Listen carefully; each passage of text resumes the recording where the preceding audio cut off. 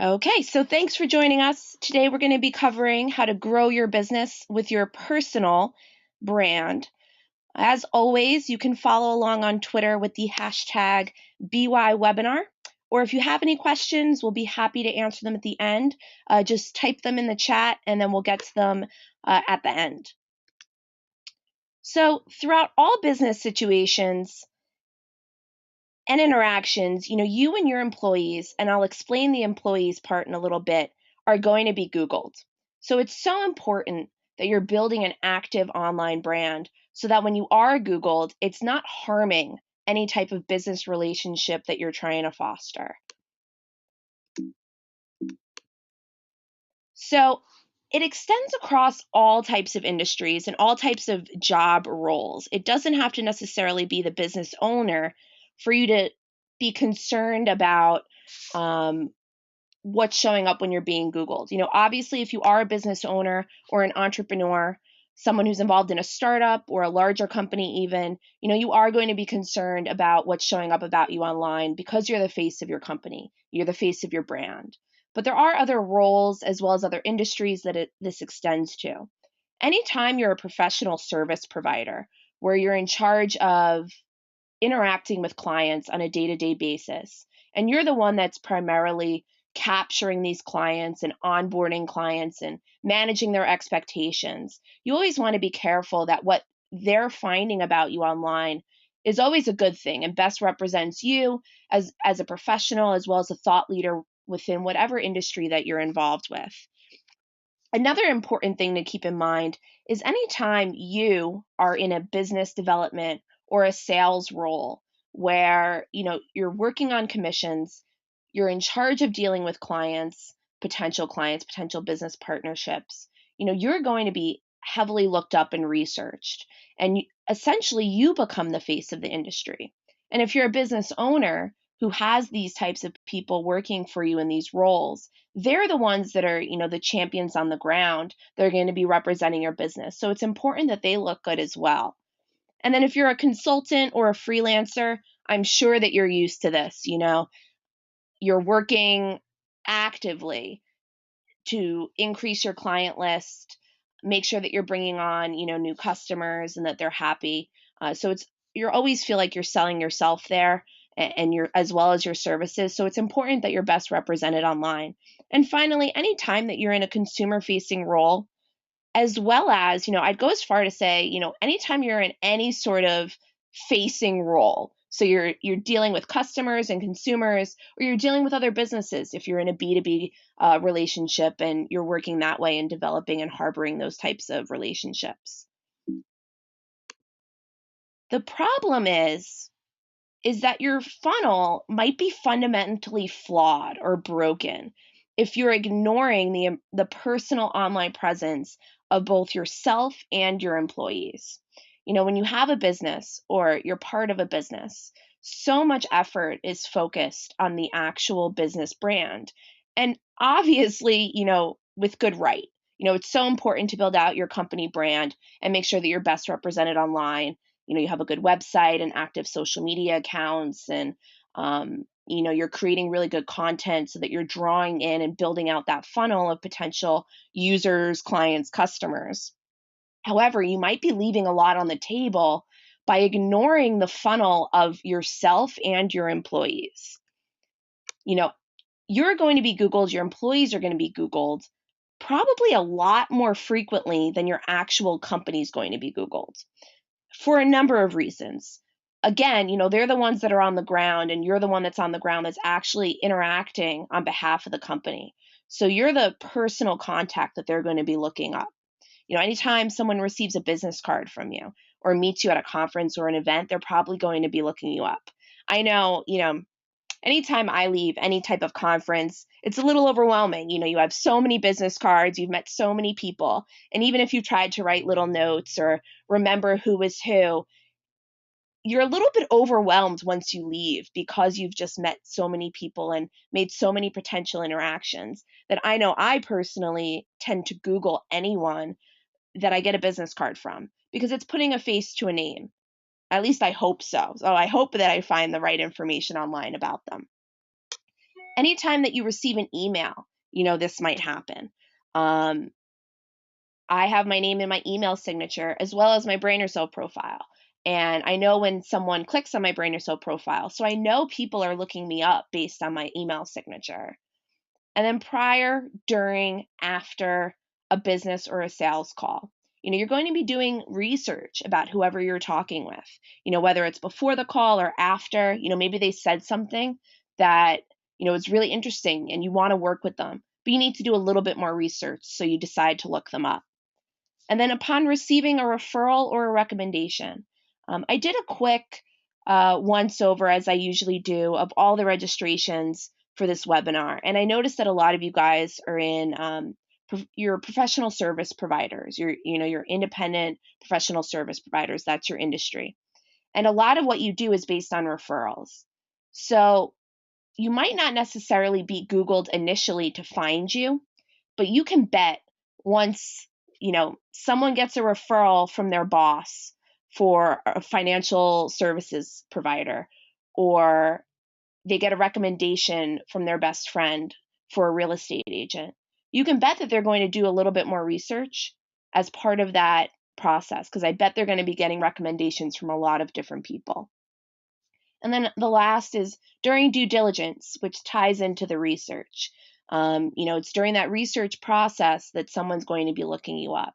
So even if you were able to get that initial lead, you're not nurturing it enough if you're not paying attention to what's showing up when they do that due diligence. And I like to use this example as sort of a illustration of what I'm talking about, because it might be a little bit of an abstract concept to think that, oh, well, me and my employees are being Googled more than my actual company. These are actual numbers from a real company. Obviously, we changed the names for the sake of disclosure. But this particular company, and it was a professional, service-based company, they did an average of 100 monthly searches. So they were Googled about 100 times a month. Now, their individual employees, which in this case, there were 5 main employees that were in management or business development roles, and they were really consumer-facing. The first employee, let's say this is you, let's say this is the boss or the main guy who's in front of everyone. They get Googled 270 times. Then the next one, 40, 80. Employee number 3, he's less than 10, but maybe he's in a role that's not so much, potential client facing. And employee number 4, is 70 times. So now just with those 5 employees, they're being Googled a collective, 470 times a month, which is almost 5 times more than their company brand is being Googled. So it just goes to show, it's so important that you're cognizant of what's going on your personal brand and also how your employees are best represented online. And I'll just use this, exercise to really hit, the point home. Let's say a potential client is researching a company. Let's say they're looking for a financial firm. And your financial firm is ABC Financial. So you're one of these 3 representatives that they're researching. And they got these recommendations from friends and relatives. So on the left, you have Nathan, who all they can find when they Google him are, 1 or 2 party pics from college. Maybe he's a relatively new broker. And they also find, some blog posts that were written from an ex-employee or an ex-colleague rather, that aren't too pleasant. And, just generally you get a bad taste in your mouth when you Google him. And then in the middle, you get Irene. So you don't necessarily find anything negative, but you don't find anything too great either. Maybe you find her employee profile from the company she worked for, several years ago, or you find other people with her same name, but it's very clearly not her. And then you Google Anna, and Anna has awesome results. You find all of the qualification that she's done with her current company. She's blogged about, some industry related articles that you've started to read and have gotten really interested in. You can see that she's active on social media and sharing some industry related stuff. She just shows that she's really a thought leader and really knows what she's doing. So you've gotten 3 good recommendations from people that you trust, and now you've done your research. You might be more likely to go with Anna and her company. And if you're ABC Financial, you better hope that Anna's the one that's working for you. Now, even if Nathan and Irene are excellent employees and might have even done a better job than Anna, because Anna was able to show that she was a thought leader, she was able to capture more of those leads that were coming in and those referrals that were coming in. So how do you go about building a personal brand? I've talked a little bit about why it's so important, but how do you do it in a way that best reflects your business? And the first thing that you want to do is you want to build a website that's separate from your own company or the company that you work for. So the example we have here is a fictitious character named James Ralston, and he's a lawyer. So he has a personal website where you're able to get all of the information that you need to know about him. Now, the great thing that this does is it not only adds information about you on the web, so that when someone looks you up, they find additional information, but you want to craft it in a way that it's very clear, what you do, the job that you do, and where you work. So you're also tying it into your business. So in essence, you're building out your business brand as you're building out your personal brand as well. So some of the things that you want to include on that personal website is, first, think of it as a central information hub about you on the web. Someone should be able to come to this website and find everything that they need to know about you, your experience, testimonials, how to contact you, maybe some industry information that you've written, a blog post or an article that you've been featured in, some press. You can include information about your company by all means, but really make sure that this is information about you as well. And some things that you definitely should include are an About Me page, a contact page, a testimonials and case studies page if you have it, and it's an industry that makes sense. If you're in, more of a freelance or consultant phase, maybe you use examples, or if you're in a creative industry, maybe you use, examples there, or a portfolio example. And then you want industry information. Show that you're a thought leader. Write a blog post or write an article, or if you've been mentioned in an article, post it here. Create a white paper or a guide to your industry for some common questions that someone might ask. If you're a real estate agent, maybe write a white paper guide, 10 things every first homeowner should know, or 10 things a first renter should know when going into the process. By providing value to your potential clients or people that are coming across your page, you're entering into the realm of content marketing. And what content marketing does is it gives value to potential users or customers or clients. And by doing that, you're creating authority for yourself, and you're also creating trust with that client. They know that you're not just cold selling them. You're providing value to them that they can actually use. And then they're much more likely to work with you because they know you've given them that value and you've proven that you're an expert. Another thing that you should include on your personal website, by all means, is to link to your company page. Not only will it help the two rank a little bit better because it's indicating to Google that they're both related, but they're also creating that relationship between the two sites. They're showing, okay, this is a website about Jane Smith, who's the head of ABC Financial. This is all the things that she's accomplished, and here's where you can learn more about ABC Financial. And then also link to other sites and profiles that you have on the web. Again, I mentioned that this should be a central hub of all the information. So if you have social media profiles or other smaller sites, or if you were involved in, another company that you want to put as part of a resume, then definitely include that there. And in terms of actually building your website, there's plenty of tools out there. We tend to recommend WordPress because it is so easy to use and it is search engine friendly. You can, get started pretty easily on that. If you do have any questions about that, definitely please let me know at the end.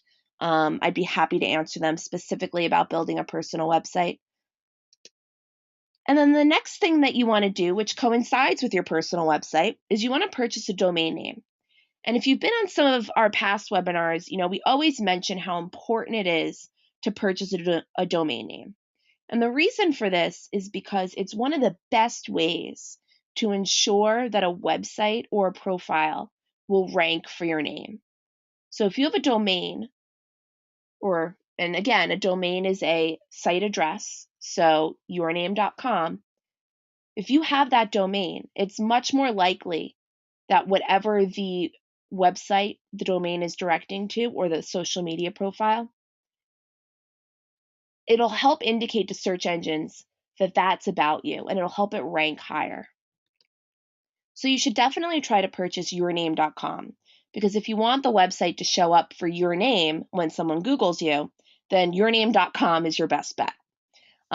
If you have a common name, it might be a little bit more difficult to get. So you can try a different domain extension, which is a .org or a .net, or, and especially with this particular webinar where we're discussing building out your personal brand with your business brand, you might also want to consider a domain that includes the profession or industry that you're in.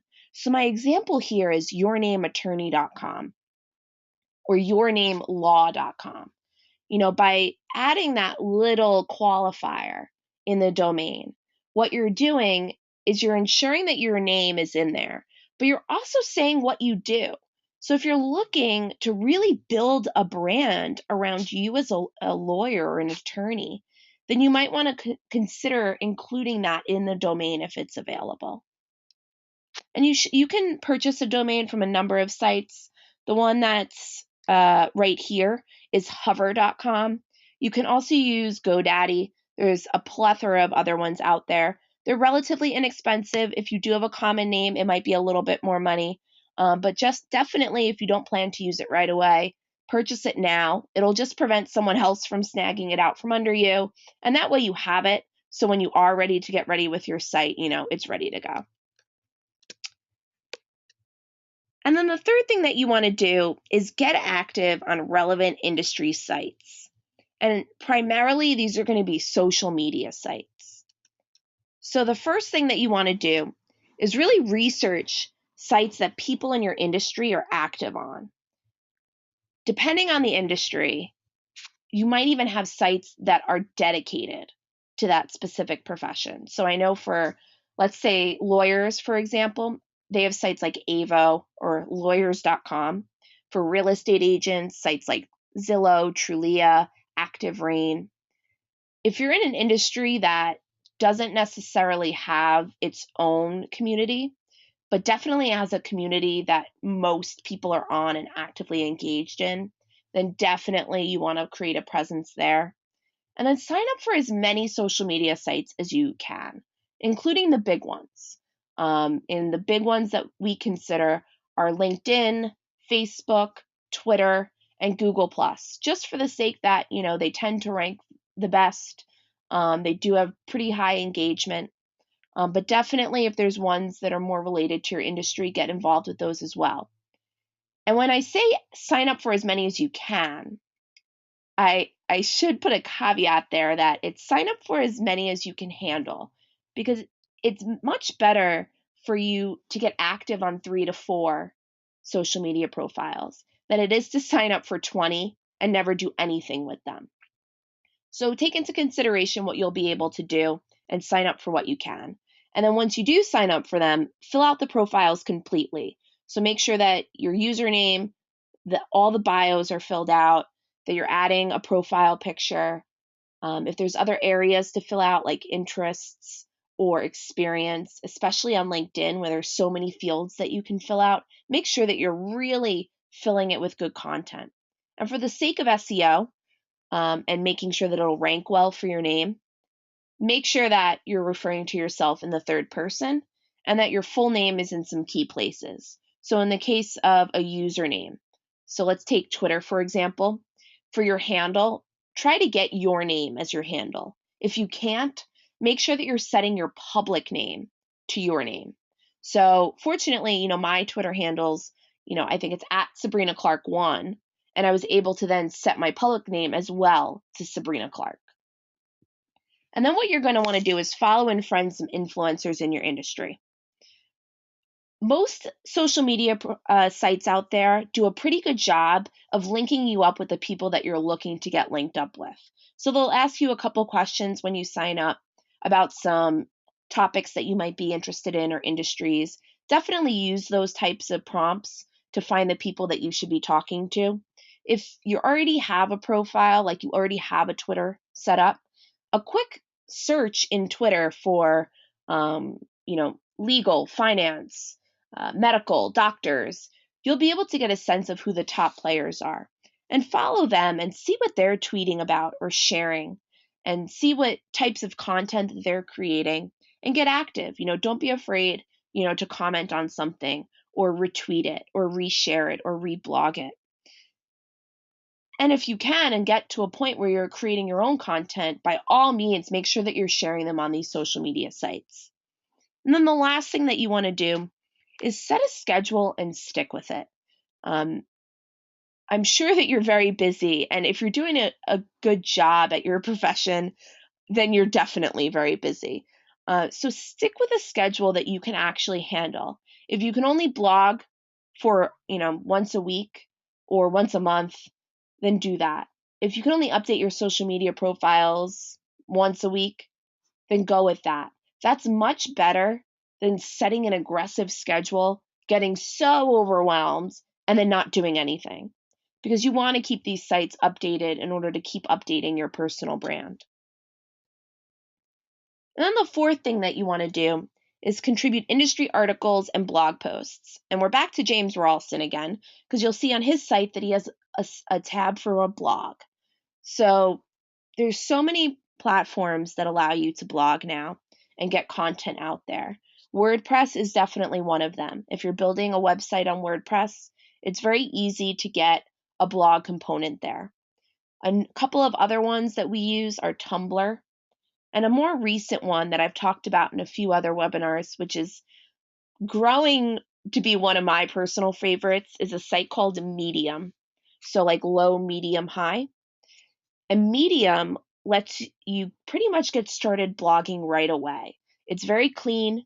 You can just start typing and sharing posts. So if you're a blogging beginner, then that might definitely be a place for you to get your feet wet and just start getting some content out there. And by blogging for yourself, what you might find is not only are you generating your own content, which is a great thing, but you might start, getting mentioned in industry articles or blogs. So you yourself might become that thought leader that I told you to follow on social media. So definitely start with blogging your own content.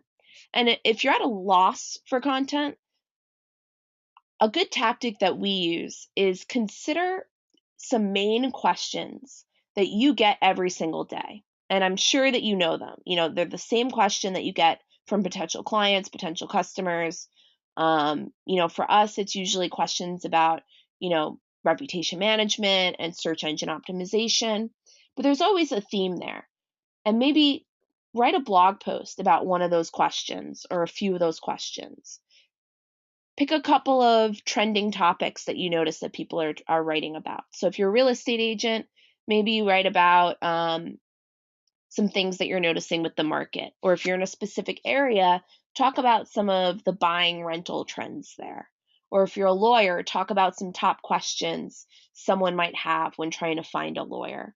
The key is that you want to create content that's going to add value. So don't just blog for the sake of blogging, but rather create content that'll add to your personal brand as an authority. And then again, you want to identify and follow some of the popular industry blogs and writers. See what they're writing about.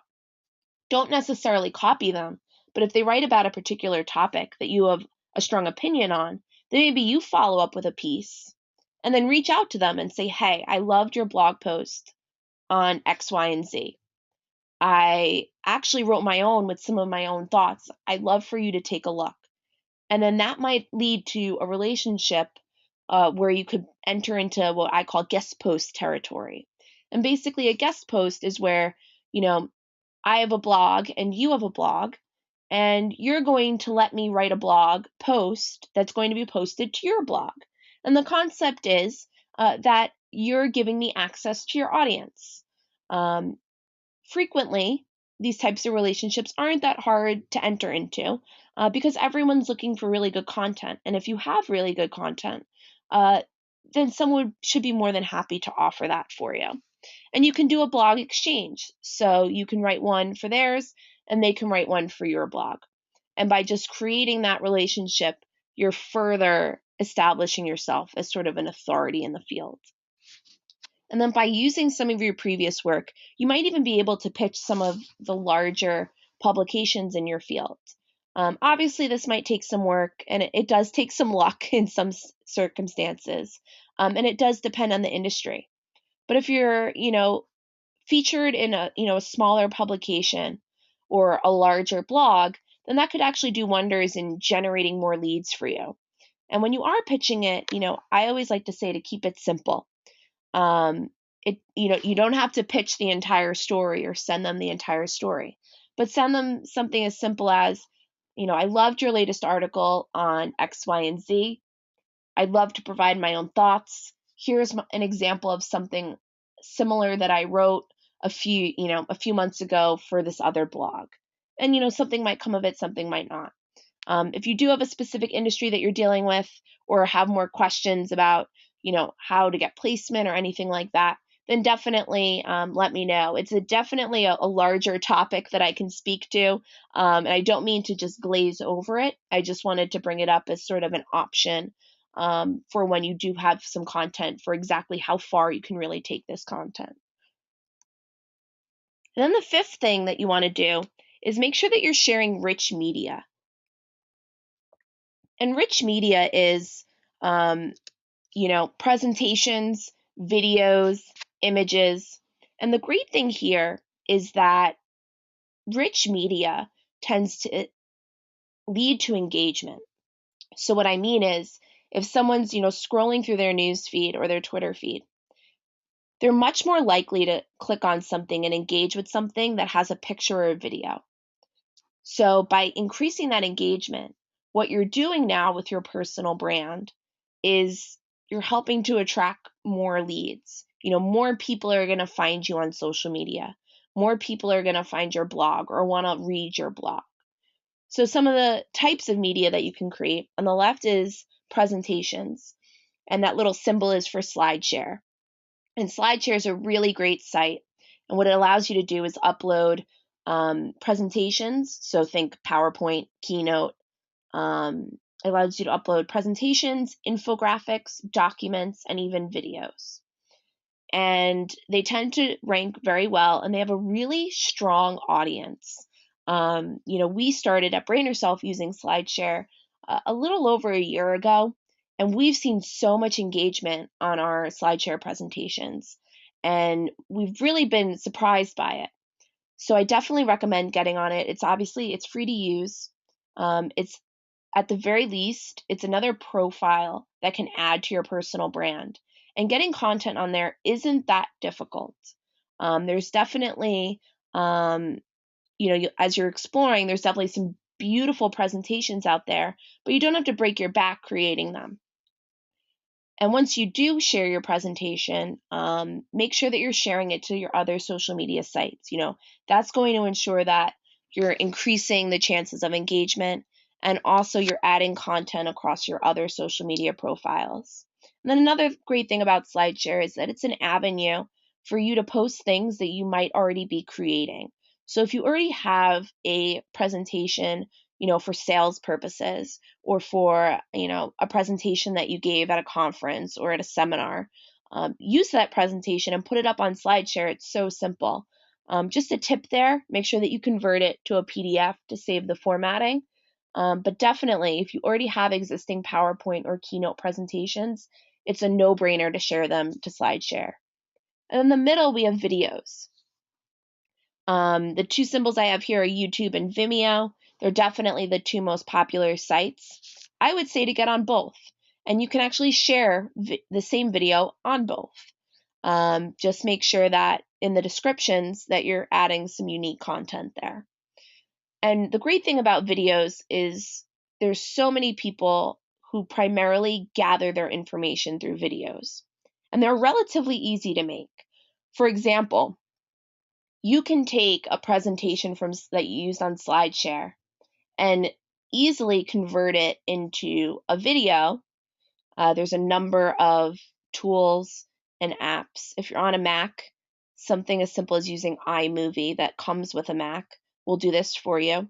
You can create that presentation and convert it into a video, maybe put some music behind it, and now you have one presentation that became multiple pieces of content for you. And then the third thing is images. We like to add images to everything that we post because it increases engagement. So if you're writing a blog post, make sure that you have a really great image for it. And when you're sharing that blog post across your social media networks, make sure that you're sharing it with an image just to make sure that you're increasing the chances of someone engaging with it. And then the tip I have here is once you have all this rich media created, get the most use out of it. Share it on your website, embed it in your website. Maybe take each presentation or video or image and you can create a blog post straight from it. If you have a video, you can create a short little blog post that explains what's in the video, embed the video to the blog post, and right there you have a really great piece of content that came from that one video.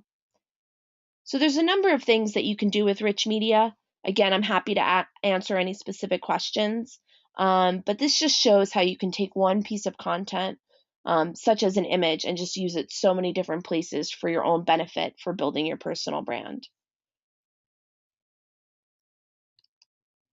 And then the sixth thing that you want to do is encourage online reviews. If you were in our webinar last week that tackled negative search results, we did talk about the importance of encouraging online reviews, whether they're good or bad. But if you're doing the right thing offline, then the reviews should be good online. And what you definitely want to do is, encourage anyone that you're working with to write reviews.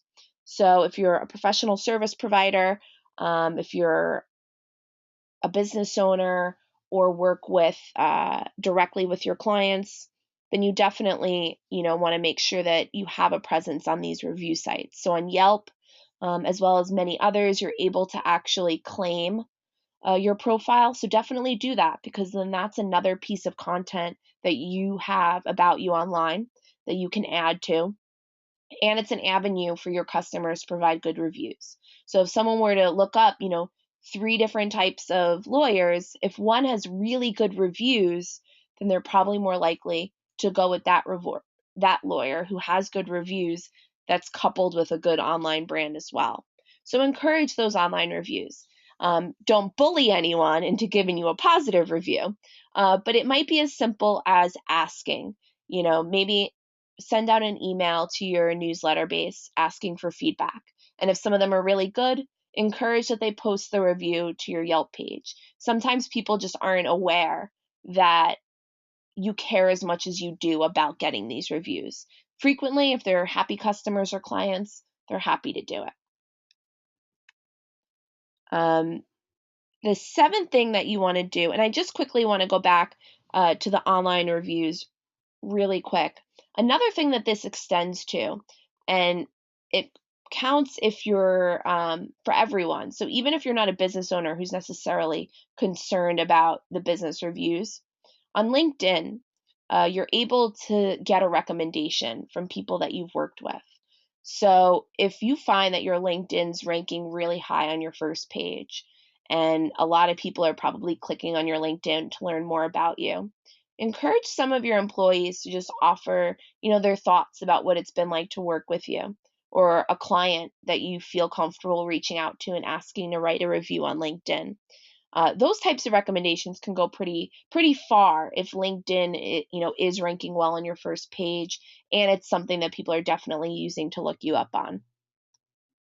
So number 7, leverage what you do offline online. And what I simply mean here is everything that you do offline, consider it something that you should be doing online.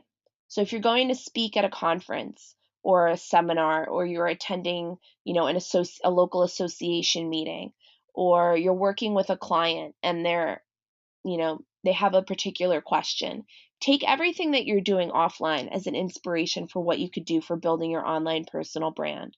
So, take video of yourself at a conference, or take pictures of the local association meeting that you're at, or take that question that you have from a client and choose to answer it on a brief blog or a social media site.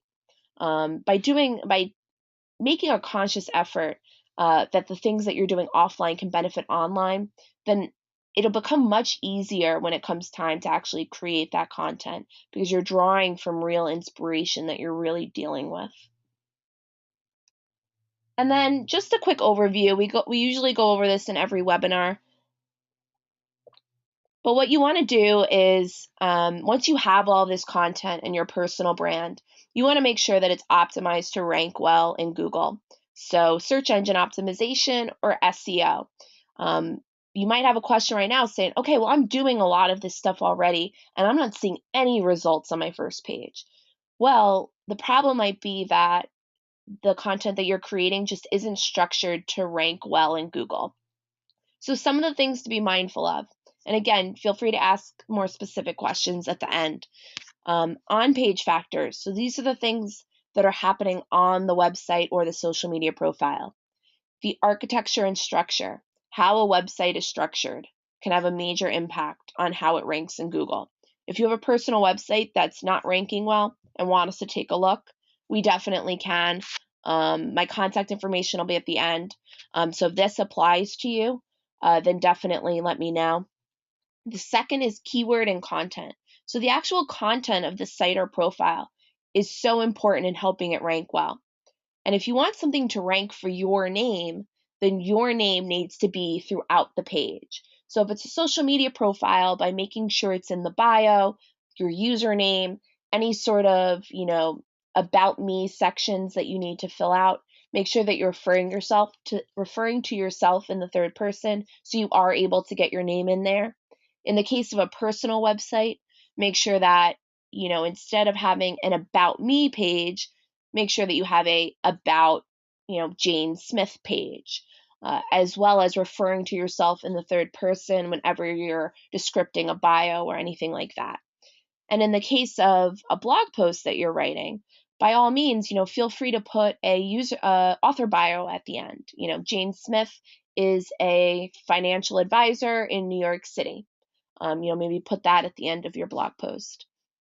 And then the third thing that you want to do is keep it active and relevant. Google loves to provide its searchers with the most relevant and up-to-date content. So that means you're going to want to update your social media profiles, update your website, if there's any new content that you need to add there.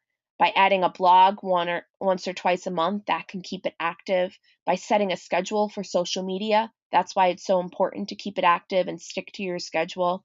It will hopefully help everything rank a little bit better. But if you are doing all these things and still having some issue, or want me to clarify any of them, definitely please let me know. And then the off-page factors. These are things that you have influence over, but don't fully control. Things like links to your website and social media profiles. Google considers a link as a vote for a profile to rank well in Google. So if you do have a website, share it on social media and encourage, hey, check it out. Or if you have created a piece of content, make sure that you're sharing it on all of your social media sites, and making sure that, you're linking things together. So if you do have a personal website, link to all of your social media sites. So not only can people easily find it when they come across it, but Google can fully understand that all of that information is about you. So those are the basics. By all means, feel free to let me know if you have any more questions. But that's sort of how you can get the content to rank well. And again, we say this in every webinar, but the only effective way to create a positive online presence is to create positive, relevant content. So when you're building your personal brand as a professional, just make sure that you're creating really positive, relevant content about you and what you're doing with your business. And in turn, that's going to help boost the brand of your business as well. So we do have services if you do need some help. On the left, at the very least, you should be using our free do-it-yourself tool. And what this does is sort of takes you through the process of improving your online presence. So it tells you what sites you should be on and how to help them rank well in Google. The middle is our Head Start service. So this is where we're laying the foundation for your online presence. We're building you custom websites. We're building out all the social media profiles that you need to be on. And then we're going to give you a custom plan for you to manage it going forward. And then on the right, you have our concierge services. So here is where, we build everything for you. And then we go ahead and manage it and maintain the content going forward. So we're blogging and adding rich media, updating your social media sites, and just making sure that you have a well-maintained online presence over time. And then we do have, corporate packages available if you do have a larger business or anything like that. But at the very least, what you should be doing is signing up for our free personal branding consultation. You can sign up by typing this into your search bar. It's bit.ly/BY consultation. And what we'll do is we'll actually sit down with you. We'll take a look at your current online presence. If you're dealing with something negative, or if you're not happy with where something's ranking, or you just don't know where to start, we'll take a look and provide you a real game plan for you to, improve your online presence and move forward. So even if you do choose to not work with us, then at least you have that game plan for how you can then tackle your online presence. So that's all I had for right now. What I'm going to do is jump into questions. If you do have any questions, please feel free to, again, type them into Twitter with the hashtag BYWebinar, or I will answer them right now. Okay, so let's go to the first question. Would you still suggest having a personal website even if your company has a bio of you on their site? Okay, so I definitely think that you should be building out your own personal brand. It's great that your company has that bio, and by all means, leverage that. When they do come to the personal website, they're finding that bio, which is good. But if they're Googling you and that bio's not showing up, then there's not many other places for them to find out all of the positive information about you if you're not creating it. So one of the best ways to get information about you is to create that personal website with supplemental social media profiles. So I would definitely recommend, at the very least, getting up a basic site that had an overview of your work, even if you did link to that bio for some more information. And the next we have, some people have suggested you should write in first person. Writing in third person makes it look less personal. Okay, so there is definitely a balancing act here. So what you're going to want to do is for your bios. So if you have a social media site and you have, let's say, a Twitter bio, or you have your LinkedIn, you're definitely going to want to write those in the third person, simply because it's going to help that rank well.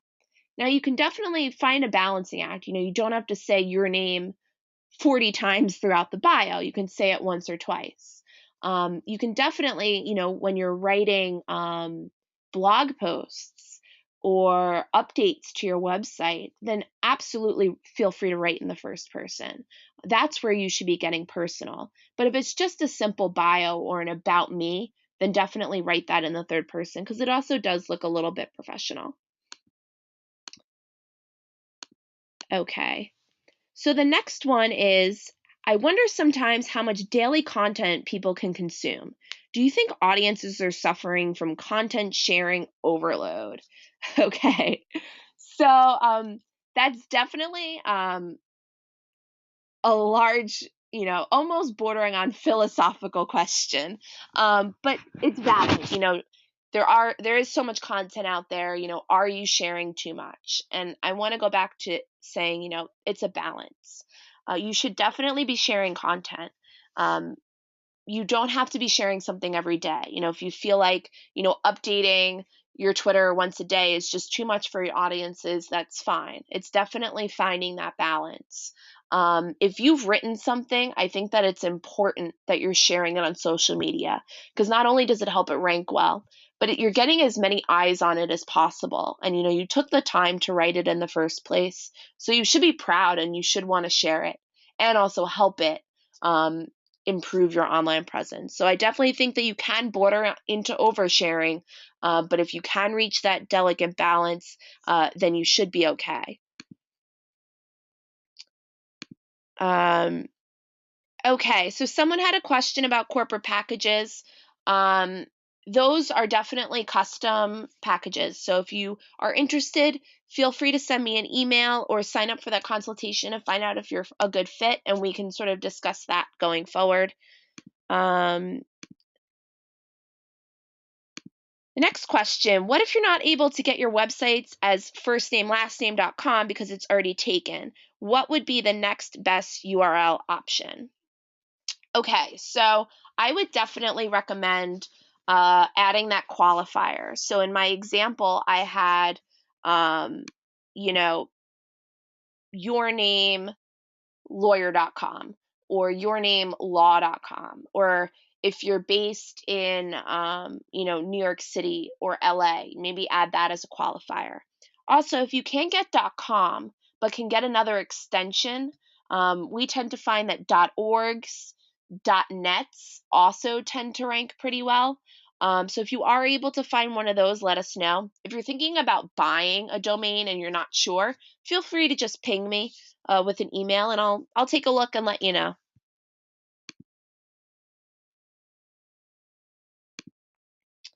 Okay, so I got another question. What about common names in America? Like 25 people with the same name on LinkedIn. How does one differentiate themselves? Okay, so this is definitely an issue that probably most people have. At least someone out there has your name. So how do you differentiate yourself, especially if you have a very common name? So the first thing that you want to do is sort of take a look at what's ranking for your name and who's ranking for your name. So if you Google yourself and none of you is showing up, but someone else is, and it's that same person, then you need to determine if you're actually going to be able to outrank him. If he's extremely active, you might not have the best shot. But if you're going by, let's say you go by a middle initial, or you go by a nickname, I would build content around the name that most people are searching you for and go with that. So, the name on your business card. If you do choose to go with a middle name because you have so much competition for your full name, or go with a middle initial, so Jane L. Smith, make sure that Jane L. Smith is on your business card, in your email signature, and that you're giving that out whenever you're communicating with someone, so they know to search for that. And then you should be okay. If you have any more questions about that, let me know. Sometimes it's a matter of looking at the specific situation just to see, how competitive the name is. Sometimes you think it is and really it's not, or there are some ways to get around it. So if you do have any questions, feel free to just let me know. Okay, so I got another question. Is it better to have the URL only as yourname.com or better as nameprofession.com? Okay, so this is where, you're getting into, sort of situational uh, issues. It's really what you're looking to go for. So keep in mind that whatever the domain is, it's most likely to rank for that particular term. So if you're really concerned about the results for yourname.com, then I would try to really find yourname.com or yourname.org, .net, .info. However, if the results for, let's say, Your Name Law are showing up and you really want to get stuff to rank for that, then I would get yournamelaw.com. Or to the point of the other question, how do you differentiate yourself? If you have a very common name and you want to stand out as, hey, I'm Jane Smith, the lawyer, then that's a situation where you're probably going to want to go with yournamelaw.com. But again, it's a little bit situational. So if I didn't make that clear in my answer, please, feel free to reach out and I will take a look and sort of let you know what sort of your domain options are. Okay, so the next question. How do employers perceive employees working in their social media profile? Do you believe it also helps brand the company? I think that you're getting at, actually, I'm not sure. So if I answer the question wrong, just please feel free to type it back in. I think that you're getting at, how do employers perceive employees being on social media and representing the brand? So I definitely think that, social media is inevitable. Some employers might say, we don't want our employers on social media, or I don't care what's on my client's social media account, which is fine. There is a level of, some things should be left private. However, as an employer, you should be aware that if someone's looking up your employer because, let's say, they're the business development manager, and they're coming across, a Twitter profile that's completely unprofessional, or they're not coming across anything, then you might want to encourage that, that either set their Twitter profile to private or consider, hey, just so you might actually benefit by having a better online presence, because when someone Googles you, when you call them, it might actually help you close the sale. So your employee might not even realize, that they are so client facing and that what is out there about them could be impacting their own job. So maybe have that conversation with them. And then I feel like another way that you could take that question is, having employees contribute to your social media. So I definitely think that, you should have someone manning your social media accounts as a brand. I definitely think that it'd be great if you could have, employees weigh in on the social media strategy. Maybe they might not have thought of something that, maybe they've thought of something that you didn't. If you're a particularly smaller company, I definitely think that that's, a way to go and encourage your employees to get on social media. Okay, it looks like you clarified. So branding oneself so it also increases the company brand, win-win branding. Okay, so this is, do you encourage your employees to brand the company as well? I think that you're walking a fine line here.